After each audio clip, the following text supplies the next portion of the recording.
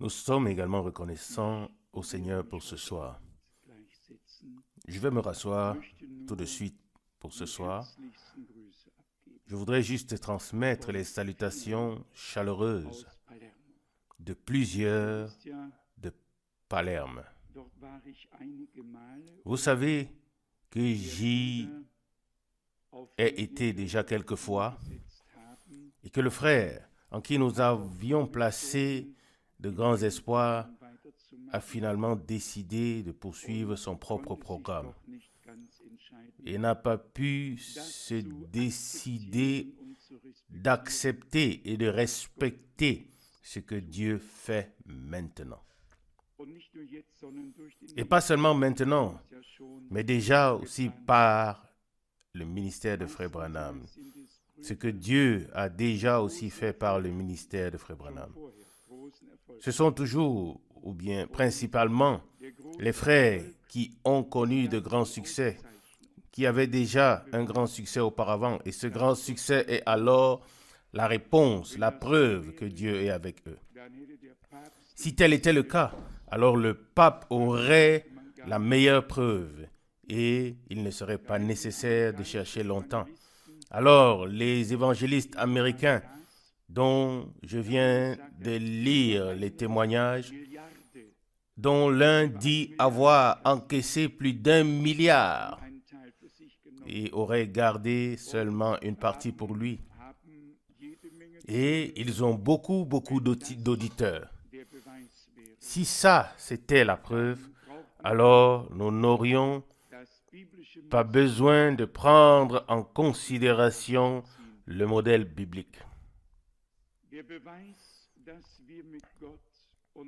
La preuve que nous sommes avec Dieu et que Dieu est avec nous réside, premièrement, dans le fait que nous aimons et respectons lui-même et sa parole de tout notre cœur. Que nous avons du respect et de la crainte pour lui et sa parole. Et puis vient le respect et la crainte de ses décisions. Si quelqu'un entend que Dieu a appelé Frère Branham et puis s'écrie à haute voix, « Oui, Dieu m'a aussi appelé », alors c'est déjà préoccupant. C'est possible, mais si c'est le cas, alors un appel de Dieu ne se mettra pas en entrave à l'autre, ne gênera pas l'autre, mais l'un se fondra harmonieusement dans l'autre, l'un complétera l'autre, comme c'est le cas avec les ministères dans l'Église. Là où il y a la révolte intérieure, il n'y a pas d'appel divin. Cela ne peut tout simplement pas être le cas. Là où il y a un appel divin, il y a de la joie pour ce que Dieu a fait. Il y a un accord.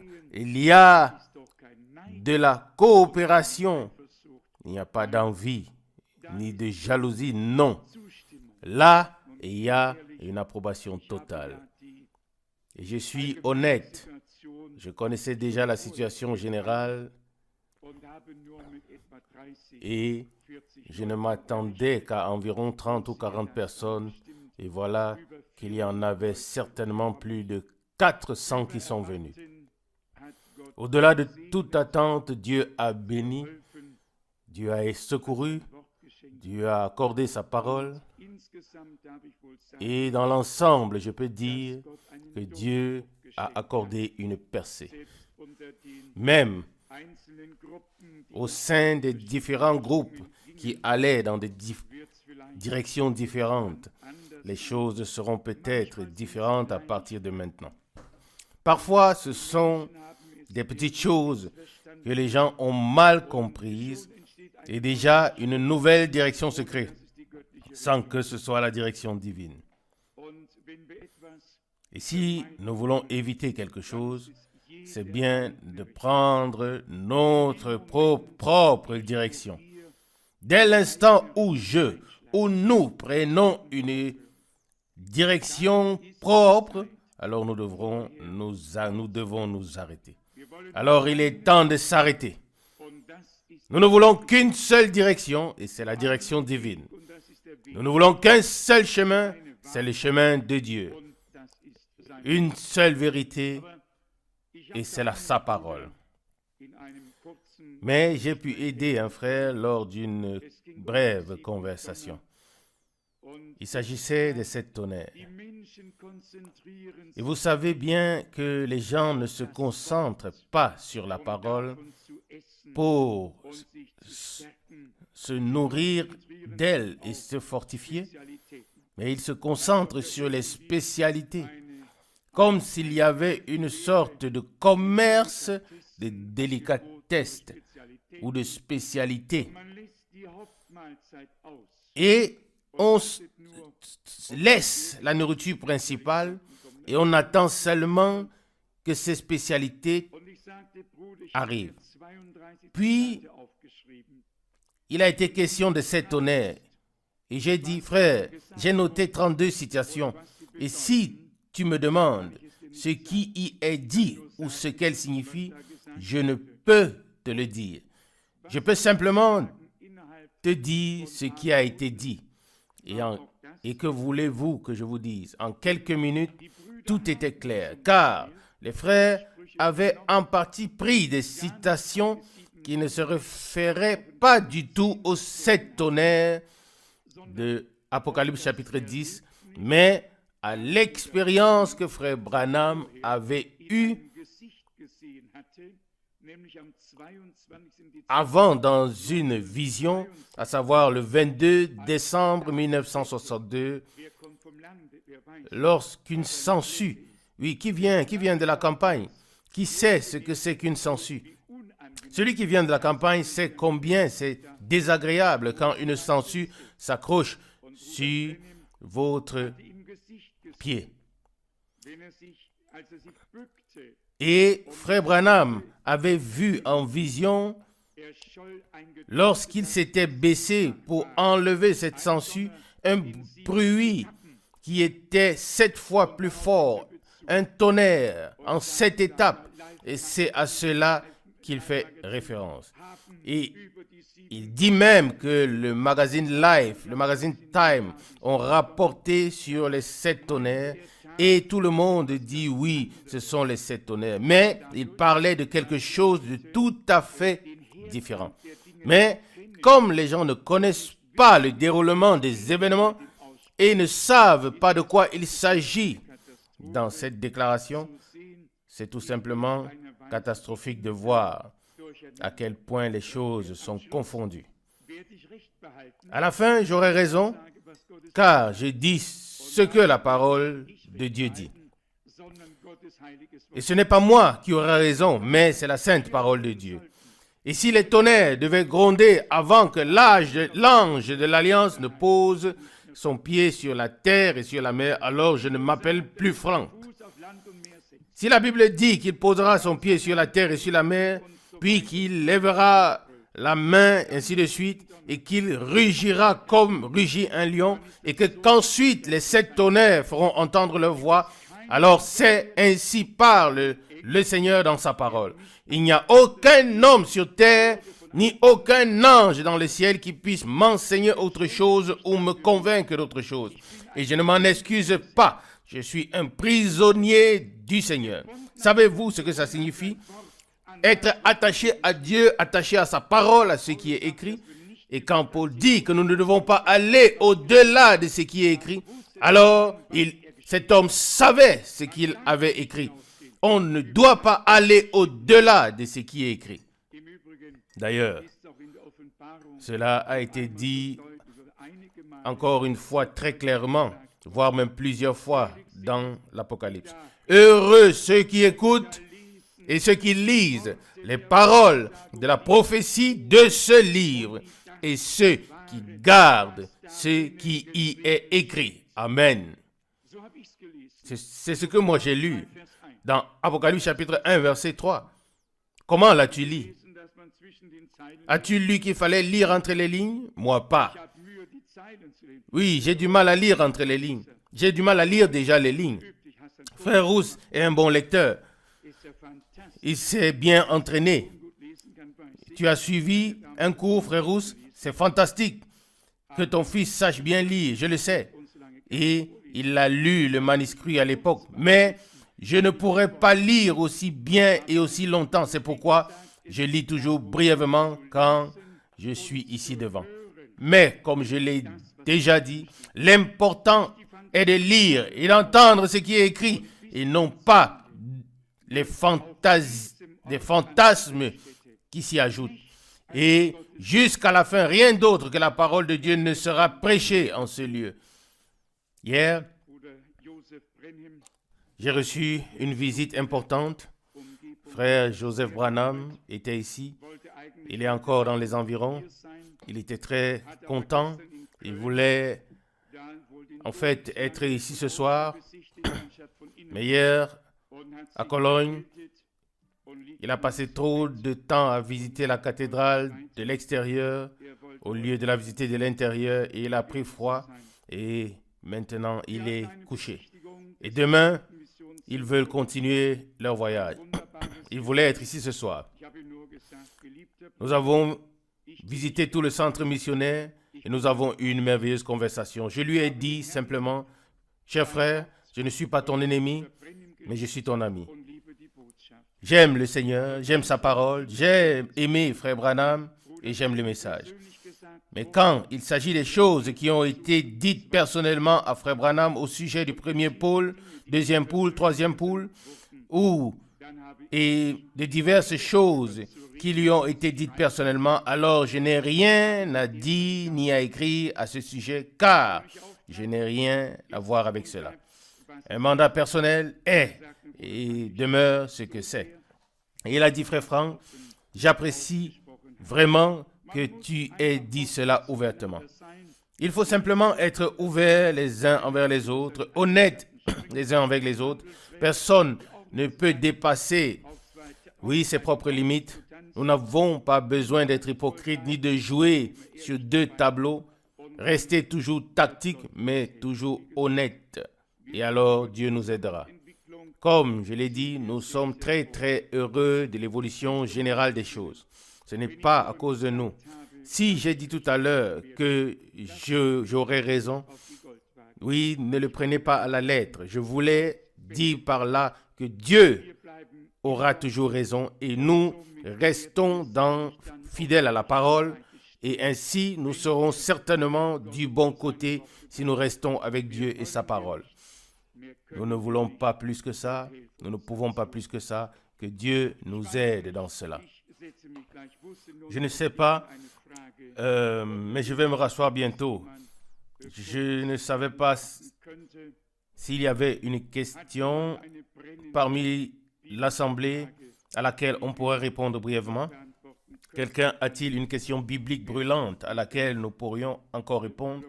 Puis, ce serait bien que Frère Rousse revienne devant. Y a-t-il une question parmi nous? Oui?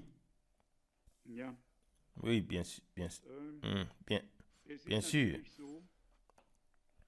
Les saintes Écritures parlent de la nouvelle naissance aussi clairement que du baptême de l'Esprit. Elle parle du scellement, de l'équipement de la puissance. Elle parle de la conduite de l'Esprit. Elle parle de l'enseignement par l'Esprit. En ce qui concerne la nouvelle naissance, je ne vois qu'une seule possibilité pour répondre à cela pour l'instant. Avec les mots de Frère Branham, il a dit, ce n'est que lorsque l'homme a été baptisé d'esprit que l'œuvre de la nouvelle naissance est achevée. Que l'œuvre de la nouvelle naissance est achevée ou alors que la conversion est achevée. Ce n'est que lorsque l'homme a reçu une réponse de Dieu, une réponse directe, qu'il a été accepté, que sa repentance, sa foi, sa conversion, son retour à Dieu, ce n'est que lorsque cela a été vraiment accepté par Dieu, ce n'est que lorsque Dieu donne la réponse. La réponse de l'homme qui vient à Dieu consiste dans le baptême d'eau afin d'accomplir toute justice et afin d'obéir. Celui qui devient croyant et ne se fait pas baptiser, qui refuse d'être baptisé ou de se laisser baptiser, un tel homme est désobéissant. Il n'a pas besoin d'attendre que Dieu lui donne le baptême de l'Esprit. Vous pouvez lire dans la Bible. Tous ceux qui, dans le temps des apôtres, ont été baptisés par l'Esprit, se sont ensuite fait baptiser dans l'eau. Il est arrivé que pendant la prédication, des gens aient tout expérimenté directement. La repentance, la foi, la nouvelle naissance, le baptême de l'Esprit, le renouvellement, tout. Une conversion complète. Quand je lis la prédication de Pierre, cela s'est fait en moins de 10 minutes. Il venait d'ouvrir la bouche et avait dit, « Vous savez tous ce qui s'est passé dans le pays juif avec Jésus de Nazareth, que Dieu a oint et ainsi de suite. » Et il était sur le point de commencer la prédication et il dit, « Dieu l'a ressuscité des morts le 3e jour. Nous en sommes témoins. » Et avant qu'il ne s'en rende compte, il n'était pas seulement témoin de la résurrection, mais était témoin que l'Esprit de Dieu était descendu. L'Esprit de Dieu était descendu. Selon Actes 10, verset 44. La question devrait être posée un peu différemment. Vous savez, même si je laisse de la place pour les questions, je remarque, et je ne dis pas cela pour critiquer, mais avec mélancolie dans mon cœur, je remarque que lorsque Frère Branham recevait des questions et qu'il n'y avait pas de temps d'approfondir le sujet, sa réponse ne touchait pas toujours le cœur du problème parce qu'il était tout simplement débordé. Et voici un exemple de question qui lui avait été posée. Les 7 tonnerres sont-ils dans les 7 seaux? Puis il dit, oui, c'est bien de cela qu'il s'agit dans les seaux. C'est tout. Mais, vous voyez, bien que c'est une question piège, il a répondu en un clin d'œil. Et s'il savait ce que les gens font aujourd'hui avec une telle réponse, alors il se retournerait dans la tombe. Une autre question était, et elle était tout aussi bien une question piège. La question était, dans Apocalypse chapitre 20, verset 4, est-ce qu'il s'agit de l'épouse complète? Et puis, il répond, oui, Apocalypse 24 rend l'épouse complète. Point. Question suivante. Apocalypse 24 n'a rien à voir avec l'épouse. Ce sont les martyrs qui ont donné leur vie après l'enlèvement pour le témoignage de Jésus. S'il avait pris le temps, il aurait pu dire, oui, c'est en partie vrai, car ceux qui seront encore ajoutés à l'épouse avant l'établissement du royaume millénaire. Car tous ceux qui seront ressuscités avant l'établissement du royaume millénaire, du millénium, font partie de la première résurrection. Amen. Amen. Oui. Mais, comme je l'ai dit, réponse avec une seule phrase et les gens prennent maintenant ce passage et disent, c'est ici ce que le prophète a dit. Et c'est moi qui me retrouve alors dans le pétrin, n'est-ce pas?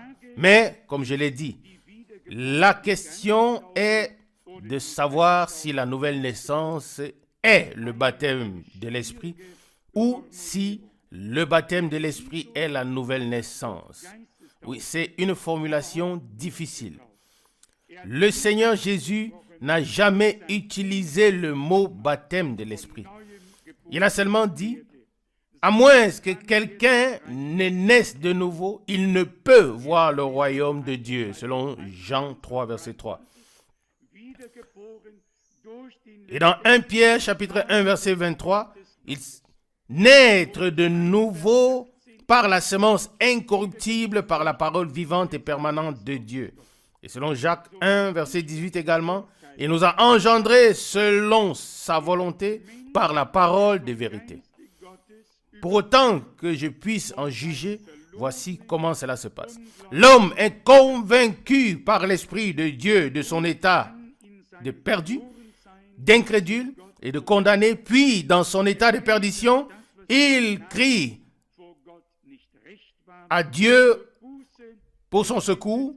Il reconnaît ce qu'il a fait, c'est que ce qu'il a fait n'était pas juste devant Dieu, se répand, éprouve du remords et dit, Seigneur, pardonne-moi, et il le dit en larmes, le cœur brisé et l'esprit humilié.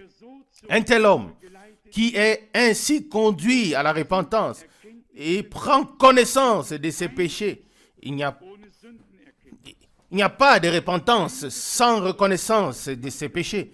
Il n'y a pas de conversion sans repentance, sans remettre les choses en ordre et sans réparer. Comme l'a dit l'un d'eux, là où j'ai trompé, je rendrai au quadruple. Selon Luc 19, verset 8.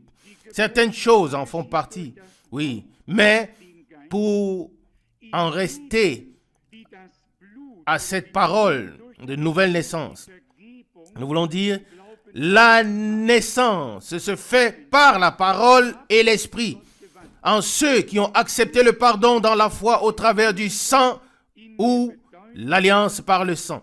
Il y a des gens qui se sont tournés vers Dieu, qui se sont repentis, qui ont compris la signification de Golgotha sans avoir reçu la semence divine de la parole pour créer la possibilité qu'une nouvelle vie puisse émerger. Car la vie était à l'origine dans le sang, mais elle a été libérée lorsque le sang a été versé afin de vivifier la semence de la parole et de faire naître en quelqu'un cette nouvelle vie divine par l'Esprit. Amen. Une chose est la naissance par l'Esprit ou de l'Esprit, et l'autre chose est d'être rempli par l'Esprit. C'est ainsi que nous l'avons vu. Que Dieu nous aide. Mais cela sera probablement aussi vrai ou aussi correct. L'important est que nous ayons fait l'expérience de Dieu et que nous ne demandions plus, suis-je né de nouveau ou ne suis-je pas né de nouveau. Je vous le dis tel que c'est réellement, tout cela aboutit à ce que les croyants ne croient plus, que les nés de nouveau ne soient pas nés de nouveau, que les convertis ne soient pas convertis, que les baptisés de l'Esprit ne soient pas baptisés de l'Esprit. Cela aboutit à une catastrophe. C'est probablement pour cela, peut-être que notre proclamation était trop superficielle, je ne sais pas. Mais d'une manière ou d'une autre, la crainte de Dieu a disparu et la rupture et le besoin de Dieu ne nous anime plus comme au début. Qui se souvient des débuts, des tiens, les miens, les nôtres, oui, comment c'était au début. Et lorsque Pierre dit dans son témoignage que les croyants parmi les Juifs étaient surpris que le don du Saint-Esprit ait été répandu sur les païens, et il dit, peut-on refuser le baptême d'eau à ceux qui ont reçu le Saint-Esprit comme nous l'avons reçu au commencement? Ce qui m'importe réellement, ou qui devrait nous importer tous, c'est que nous expérimentions une nouvelle naissance telle qu'elle est écrite dans ce livre. Une nouvelle naissance dont le résultat est le suivant. Si quelqu'un est en Christ, il est une nouvelle créature. Les choses anciennes sont passées, voici toutes choses sont devenues nouvelles. Alléluia. 2 Corinthiens 5, verset 17. Que cela se confirme et qu'il en soit exactement de même avec le baptême de l'Esprit. Que nous ne nous reposions pas avant que mais que nous ne nous reposions que lorsque Dieu nous aura conduits au repos. Selon la parole de l'Écriture, en l'occurrence Ésaïe 28, il est dit, on dit ici un peu, là un peu, et ainsi de suite. Et Ésaïe 28, verset 20. Et puis, précepte sur précepte, règle sur règle, et puis il est dit, laissez reposer celui qui est fatigué, voici le lieu de repos. Verset 12. Et puis, il y a un repos pour le peuple de Dieu, selon Hébreux 4, verset 9. Alors, par comparaison, si Josué les avait conduits au repos, il n'aurait pas été nécessaire de parler d'un autre jour où il serait conduit au repos. Non, je crois que Dieu veut notre bien. Il ne veut pas que l'un d'entre nous manque ce jour-là. C'est pourquoi nous devrions tous, du premier au dernier, aspirer à expérimenter une conversion biblique, une nouvelle naissance biblique, un baptême de l'esprit biblique. Et je n'ai pas besoin de dire à quelqu'un à quoi ça ressemble. Je n'ai besoin de le dire à personne. Je n'ai pas besoin de dire à qui que ce soit comment on l'expérimente. Chaque personne qui devient croyant peut en faire l'expérience personnelle avec Dieu. Chacun peut en faire l'expérience personnelle avec Dieu. Assurons-nous d'une chose, que cela soit en accord avec les Écritures. Tous ceux qui ont été baptisés de l'Esprit dans la Bible ont expérimenté, ont eu une expérience surnaturelle avec Dieu. Ce n'était pas seulement des sentiments, ce n'était pas seulement de la joie, c'était l'Esprit de Dieu lui-même. L'Esprit de Dieu est descendu, l'Esprit de Dieu a rempli, l'Esprit de Dieu a parlé, l'Esprit de Dieu a agi. l'Esprit de Dieu a révélé. Ce n'était pas quelque chose qui était fait, mais quelque chose qui s'est passé en l'homme. Et on ne sait pas ce qui nous arrive en de tels moments. Sommes-nous certains que nos expériences soient semblables à celles décrites dans la Bible? Je sais que Frère Branham, qui a dû voir comment sur la côte ouest des États-Unis, des millions, peut-être entre 4 ou 6 millions de Pentecôtes ont foulé au pied la parole révélée. Quand il prêchait là-bas, il devait dire,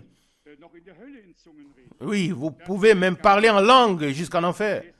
Cela ne vous servira à rien, à moins que vous ne respectiez Dieu et n'acceptiez ce qu'il a dit dans sa parole. C'était un côté de la médaille. L'autre côté était, oui, qu'il disait, ne cessez pas de prier.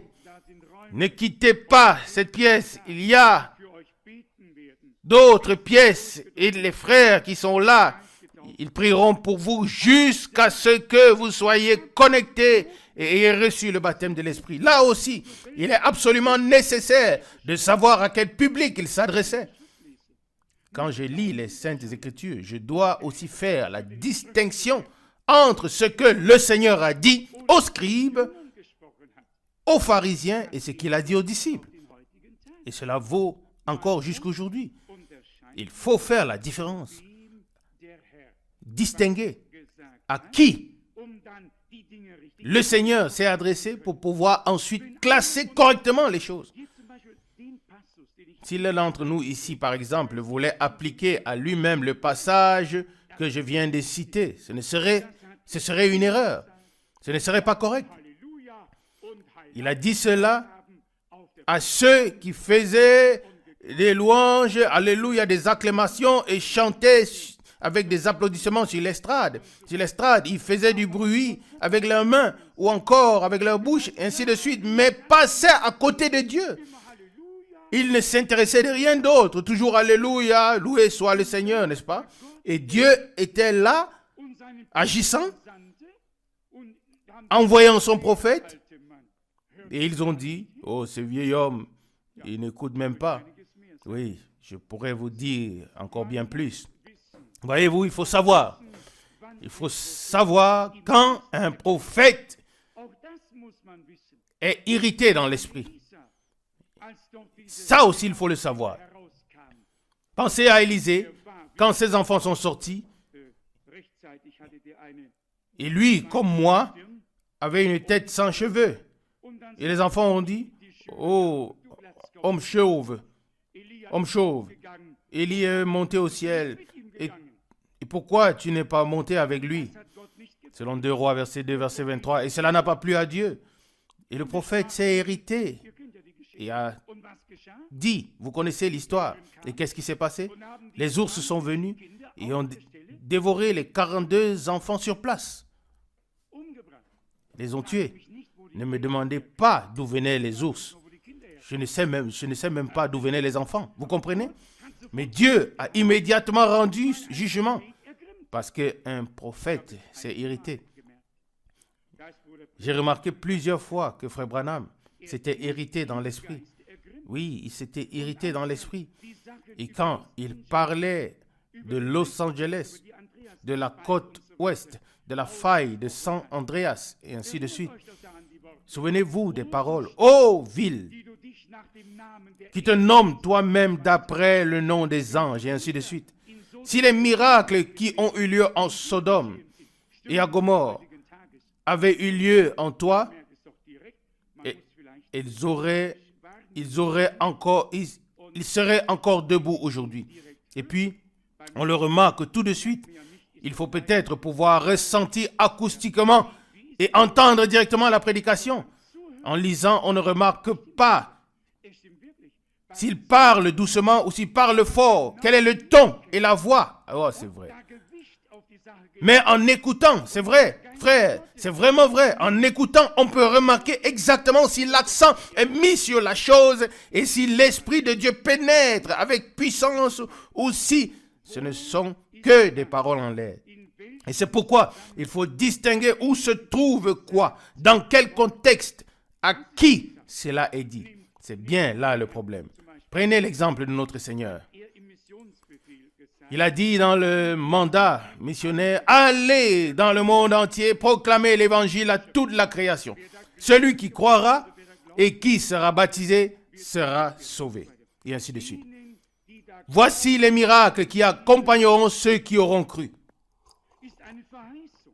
C'est une promesse qui s'adresse à ceux qui sont devenus croyants. Comparez cette déclaration avec Matthieu 7, verset 21. Beaucoup viendront en ce jour et diront, oui, mais il avait donné l'ordre. Ils ont fait ce qu'il a dit, n'est-ce pas? C'est bien lui, le Seigneur, qui a donné l'ordre, n'est-ce pas? Il a donné l'ordre. Et maintenant, voici des gens qui viennent, qui apparemment ont obéi selon son ordre et s'attendent à une grande louange et récompense, à ce que le Seigneur leur tape sur l'épaule et leur dise, mes amis, vous avez bien fait, pas avec l'argent, mais avec les dons, n'est-ce pas? Non!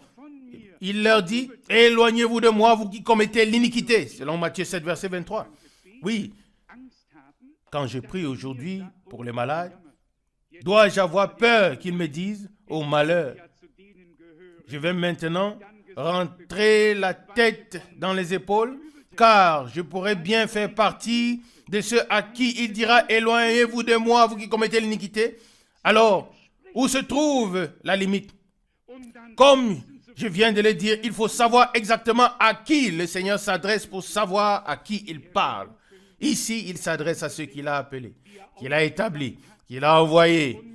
Et il était avec eux pour confirmer sa parole par des signes qu'il accomplissait. Mais il ne parlait pas des colporteurs, il ne parlait pas des menteurs. Il parlait de ses disciples qu'il avait lui-même appelés et envoyés. Dans Matthieu 21, l'histoire est complètement différente. Des gens viennent, on pourrait même dire que des grands évangélistes, je n'y peux rien. Et ils disent, n'avons-nous pas agi en ton nom? N'avons-nous pas fait tout ce que tu nous as demandé? Le Seigneur ne les contredit pas du tout. Il les laisse dans leur croyance. Et il dit, éloignez-vous de moi, vous qui commettez l'iniquité. Je ne vous ai jamais connu. Je crois que je vous l'ai dit mercredi dernier. Le mot connu est une traduction connue qui remonte à Moïse. Il reconnut sa femme. Il reconnut sa femme qui remonte depuis Genèse.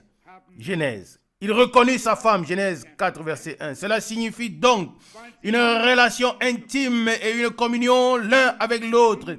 Et connaître signifie avoir fait la connaissance de quelqu'un. Quelqu'un, quel qu'il en soit, les vrais enfants de Dieu ont les deux. Ils sont reconnus. Le Seigneur, ils ont reconnu le Seigneur parce qu'ils sont maintenant liés à lui et ils le connaissent par son nom comme il les connaît par leur nom.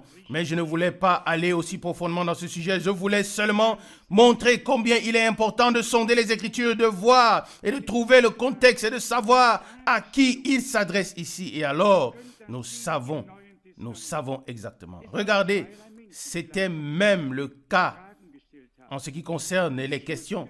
Vous pouvez le voir dans le Nouveau Testament. Il y avait deux types de personnes, peut-être même plus, qui posaient des questions. Les scribes avaient toujours quelque chose en tête. Quand ils traversaient le pays ou le champ, il se passait toujours quelque chose. Que ce soit le sabbat ou autre chose, ils voulaient toujours piéger le Seigneur. Il en était autrement des disciples qui disaient, « Seigneur, ne peux-tu pas nous éclairer ?»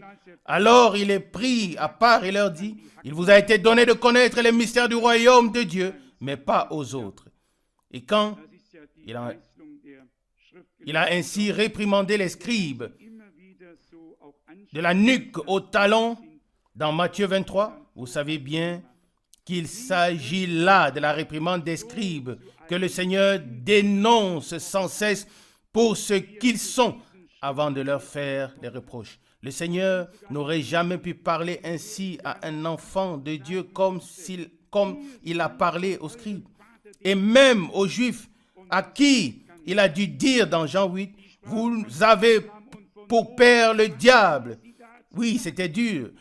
Le langage d'Abraham et de Moïse et tout ce qu'il avait à dire. Et puis il dit, Abraham n'a pas fait ce que vous faites. Vous connaissez tous les paroles de Dieu. Et puis il a continué. Revenons à la question initiale. Je crois que par le baptême de l'Esprit, l'homme reçoit le témoignage de Dieu qu'il est devenu croyant, qu'il a été accepté et qu'il a expérimenté une conversion et une nouvelle naissance. Par un baptême de l'esprit biblique. Tu n'as pas dit Amen, frère Moïse. J'attendais un Amen. Je t'en prie, frère Moïse. C'est comme tu viens de le dire et c'est aussi ce que frère Branham aurait dit. C'est bien sûr comme ça avec moi. Je dois ramener tout à la parole et je n'ai pas d'autre choix.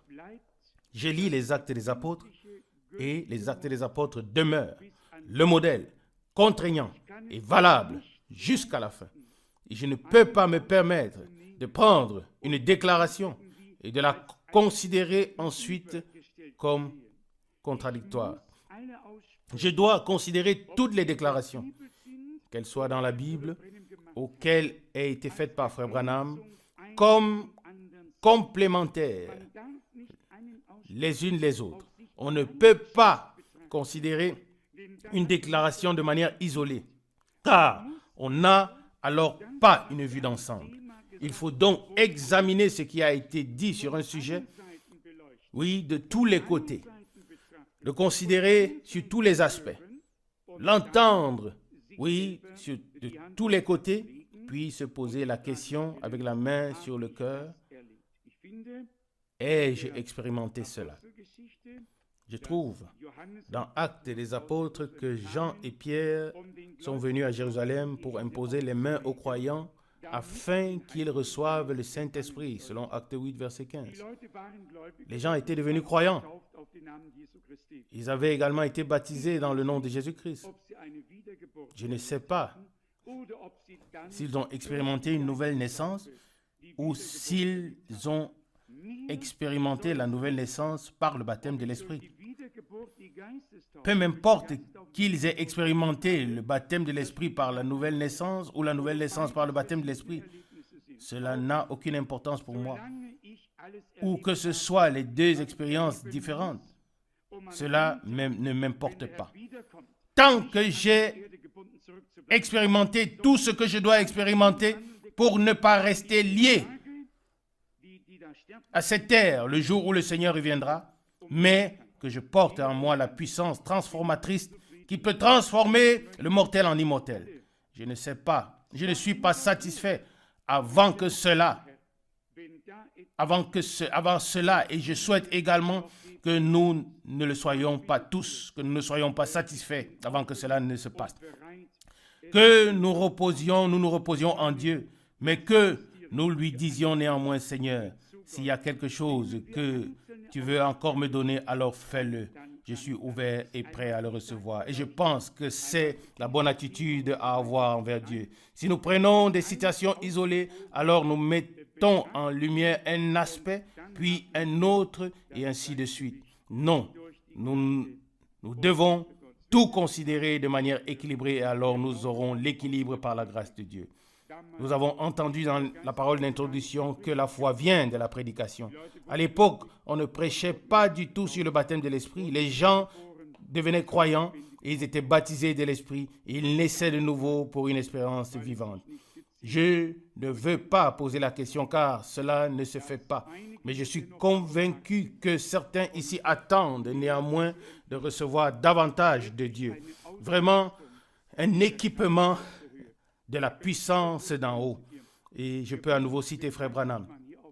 Nous pouvons nous aligner ici à 30 personnes et chacun pourrait citer et probablement citer et dire quelque chose, donner une situation et dire quelque chose de différent. J'ai une cassette, oui, sur les questions et les réponses, et il a clairement expliqué qu'il s'agit de deux expériences différentes. Il a donné l'exemple d'une cruche ou d'un vase qui est sale, qui est ensuite pris, oui, c'est-à-dire sauvé, puis est mis oui, dans l'eau, rincé, lavé jusqu'à ce qu'il soit propre comme neuf. Il dit, oui, mais le vase est certes propre, il brille, il est comme neuf, mais il n'est pas rempli. Puis il dit, si il n'est pas rempli, il ne sert à rien. Il est juste là. Mais si il est rempli, alors il est mis au service. Alléluia. Et il semble que ce soit ainsi. Par la nouvelle naissance, nous devenons des vases. Et nous naissons de nouveau. Nous sommes des fils et des filles de Dieu. Nous avons la vie éternelle, sans question, sans doute, oui. Mais lorsque l'Esprit vient dans le vase pour le mettre au service, amen, pour l'édification de l'Église du Dieu vivant, alors s'accomplit 1 Corinthiens chapitre 2. Alléluia. Il n'y a qu'un seul Seigneur, mais plusieurs ministères. Un seul esprit, mais diversité de dons. Un seul Dieu, mais diversité de ministères. Et à chacun est donné la manifestation de l'esprit pour l'utilité commune, n'est-ce pas? Nous pourrions beaucoup nous approfondir à ce sujet, mais prions pour que Dieu nous accorde à tous ce dont nous avons besoin. Amen.